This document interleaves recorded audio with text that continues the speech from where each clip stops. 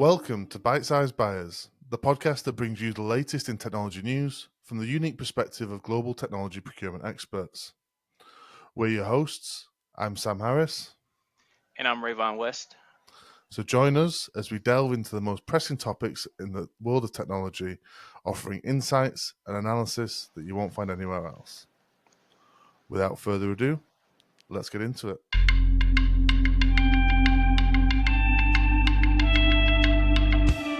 So let's go ahead and kick things off and let's talk trends for 2025. Gartner, the research advisory and insights company, published a report recently highlighting their view of the top 10 strategic technology trends to focus on for 2025. And I want to give my take on where I think or which ones I think are going to be most critical that will impact the end user a little bit more concretely. Let's talk about Agentic AI is the first one. Agentic AI is defined as AI models capable of autonomously planning and taking actions to meet user-defined goals. Slightly different from the current use of AI, which is more or less from a generative standpoint, which performs tasks based on prompts. And I want to call out some stats that was included in the report. So Gartner is reporting that by 2028, 33% of enterprise software applications will include agentic AI, which is up from just less than 1% last year. I think that's pretty compelling. By 2028, AI agent machine customers will actually replace about 20% of the interactions at human readable digital storefronts. And then by 2028, at least 15% of day-to-day work decisions will be made autonomously through agentic AI, which is up from 0% basically from last year. 15% of day-to-day work decisions seems a bit of a reach, but we'll see what happens there. Is there an angle here around whether the market is ready for this as well, though? Because I'm thinking here specifically, if we look at Agentforce, the Salesforce, it appears at the moment that uptake has been slower than anticipated, or slower than Salesforce would have liked anyway. We're saying that 33% of enterprise software applications will include agentic AI by 2028. Do we think that 33% of organizations, therefore, will include agentic AI? Is it higher than that? Is it actually, because it's enterprise software, are we talking here about 90% plus?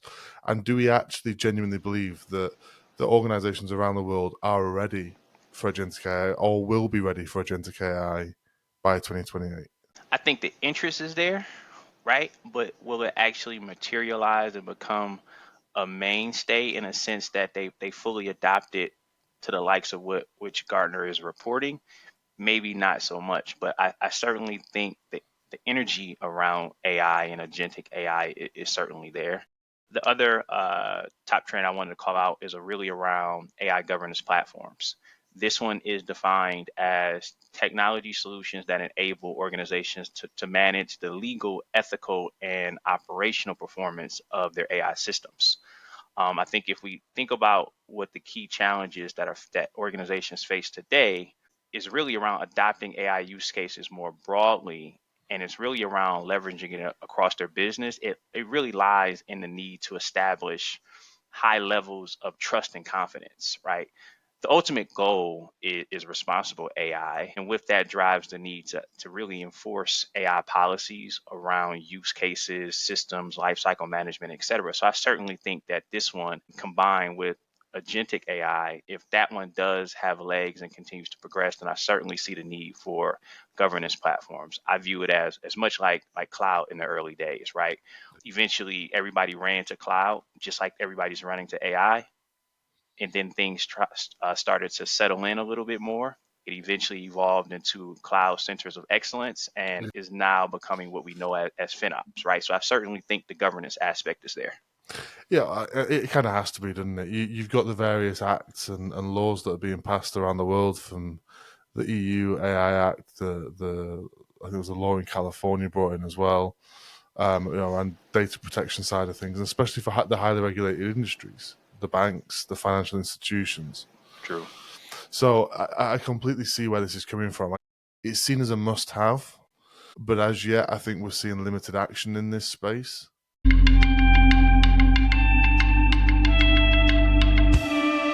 So the second story today is more of a question. Is AI running out of juice? And the short answer to that is yes. Recent data suggests that there's actually a marked slowdown in AI adoption. Um, and that's for a multitude of reasons. One being practical applications of AI. Part of that as well being that there's a lack of trust in certain systems. The BBC, for example, found that in over half of the cases tested, major chatbots were returning errors part of responses. Now, generative AI in that sense and the major chatbots aren't necessarily where we see business application necessarily. But it does raise another question there around, are there the specific business applications in which AI can be leveraged that are well enough developed at the moment, which provide the benefits to businesses that justify the change required, but also the investment as well on top of that. There was a really interesting piece, an opinion piece in the Register this week, Stephen J. Vaughan Nichols, and he ended it really well with a quote. I'll read you here. It says, "In Gartner hype cycle terms, we're entering the trough of disillusionment. I'll wake you up when we start climbing the slope of enlightenment." I'm going to have to disagree with that. I think yes, there's much to be said that we still don't know how to effectively use AI in business, but I mean it can't lose its juice for the simple fact that we're just getting started, right? So I think that we look to these major tech companies to not only bring the innovation like AI, but we also look to them to direct, to teach, and to help customers see the value that the innovative technology brings. So, if anything, from my perspective, I think this is a call for tech companies to get back to actually earning the business, right? I think it's a time for them to get creative. I think they need to double down on the focus on the business of their customers at hand, and I think they just need to start, you know, creating a compelling story that supports the how and the Yeah, why said company cannot operate without it. I guess the question then would be though, Microsoft, for example, cancelling more than a gigawatt of data center operations. You start to question if Microsoft are dialing back on their predictions with regard to the uptake of AI and the use of AI. Are we actually seeing that some of those tech giants are starting to say maybe it's not going to be as quite as big a boom as we thought it was going to be? But then Microsoft may be kind of letting off the gas a little bit, but then you have other major tech giants like a Google or a Salesforce who seem to be going full speed ahead. Yeah, indeed, and like the other side of it as well is just because they've taken their foot off the gas a little bit doesn't mean necessarily that they're looking to slow down perpetually. It just means that they're looking to take maybe a slightly longer road in as well. Definitely, definitely.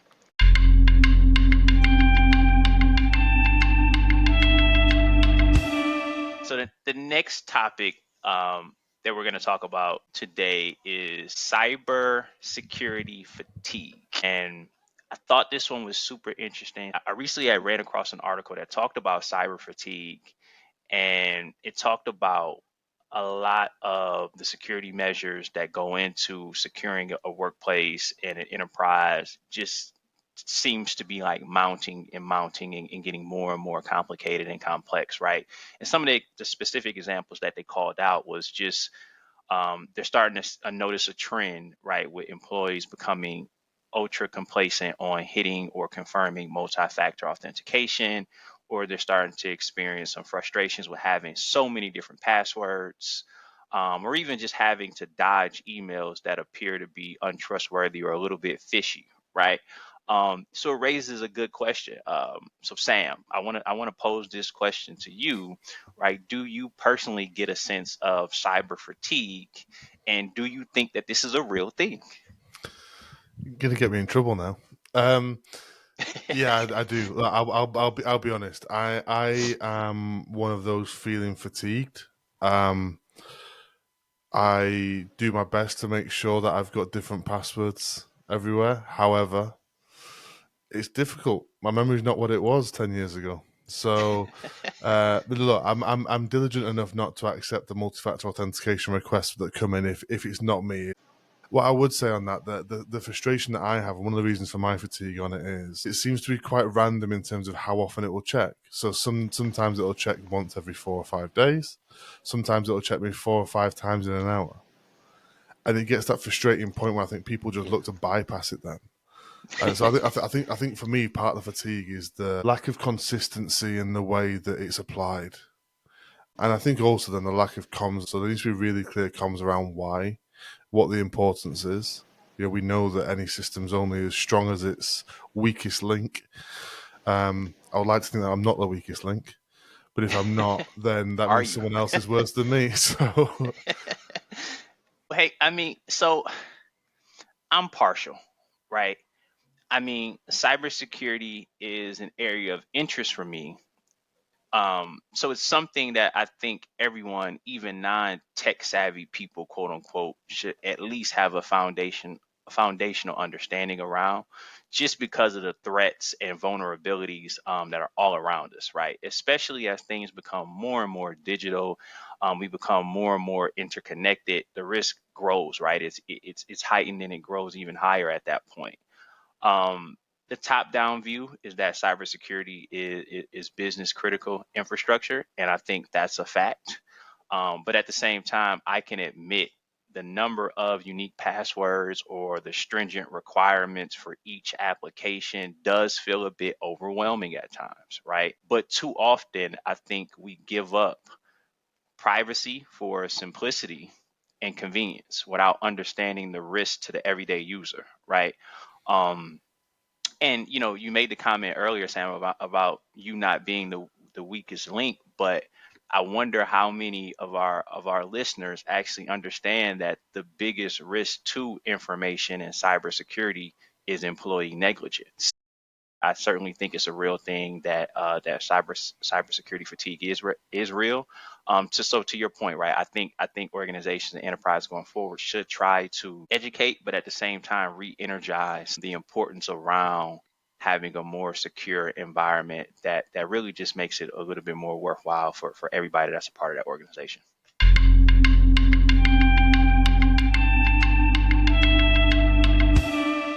after over a year of will they, won't they, Google have announced the acquisition of Wiz for $32 billion cash deal. Wiz will remain independent. However, they'll be under the GCP banner moving forwards. Now, primarily, obviously, Wiz provide the cloud native app protection platforms, CNAP, and it's an area we're seeing huge growth in. For example, 84% of UK firms are intending to invest in CNAP solutions over the next 12 months. If we look at the growth forecast year over year, we're looking at a CAGR of 25% between now and 2028. It's a field, obviously, of growing importance to the previous story around cybersecurity. Cloud is now considered to be one of the most vulnerable elements, and we're seeing a lot of attacks are focused on cloud. And we've seen an increase in investment from cloud providers in this space. So in 2021, you had Microsoft acquiring CloudKnox. Obviously, Microsoft as well developed Defender for Cloud. What Google have done here is take the next step. They've now got a multi-cloud capable CNAP tool. So the pressure's now ratcheted up on AWS to improve their cloud security offering and potentially look at an acquisition as well. What does this mean for the wider market? If you look at competitors to Wiz, you're looking at the likes of Fortinet, Palo Alto. The line that we're seeing already coming from competitors is that they're independent of cloud providers. They can provide across the board with no bias anywhere. Now, in a multi-cloud ecosystem, that's incredibly important. However, one would suspect that Google are going to be offering significant incentives for organizations to take the Google Cloud platform alongside Wiz as a product bundle.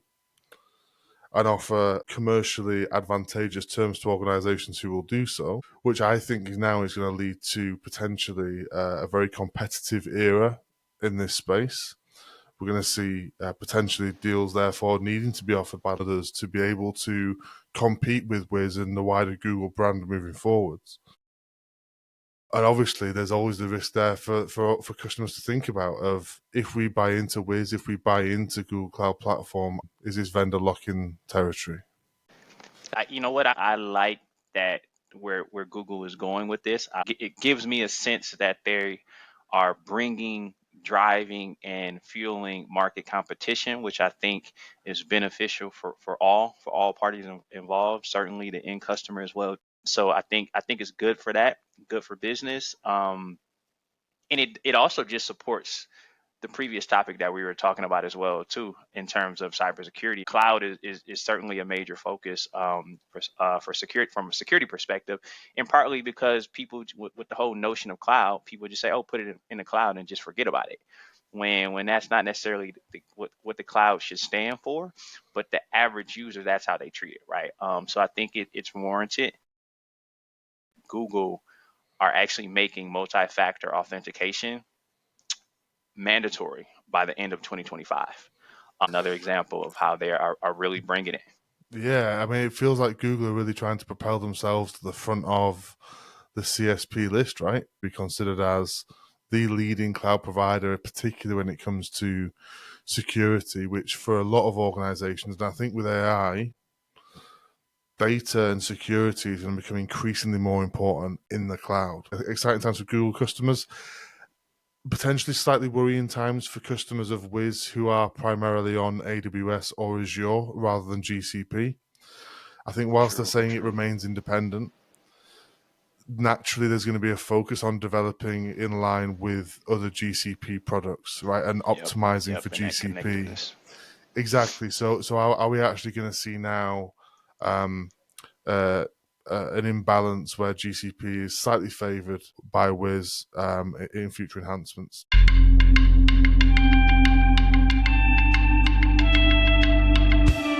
Okay, so that concludes this episode of Bite Size Buyers. If you've made it this far, then thank you very much for listening. We'll be back at the same time next week. And if you've got a news story that you'd like to hear us cover, then please do leave a comment below.